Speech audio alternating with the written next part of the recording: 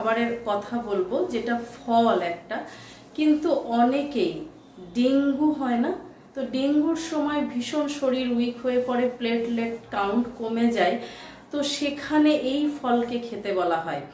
আবার কি যাদের শরীরের কোনো রকম কোনো উইকনেস আছে বা স্কিনের কোনো সমস্যা আছে, হাই ভিটামিন সি, হাই অ্যান্টিঅক্সিডেন্টের জন্য এই খাবার আপনাকে খেতেই হবে। কি সেটা?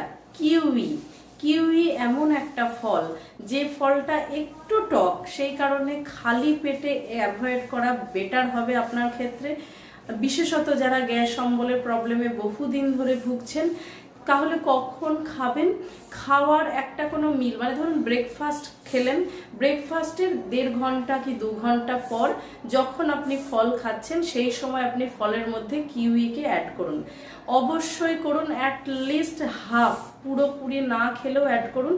তার কারণ কি, এইটা যে বললাম অ্যান্টিঅক্সিডেন্ট আছে প্রচুর পরিমাণে, আমাদের প্লেটলেট কাউন্টকে মেনটেন করতে সাহায্য করে। আর যারা যে কোনো ধরনের ভাইরাল ফিভার থেকে উঠেছেন, শরীর ভীষণ দুর্বল বা ডায়রিয়াতে ভুগেছেন, বা যারা ডেঙ্গু হয়েছে, তাদের সবার ক্ষেত্রে এই ফলটা খাওয়া ভীষণ দরকার।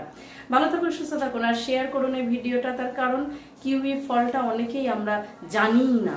Thank you.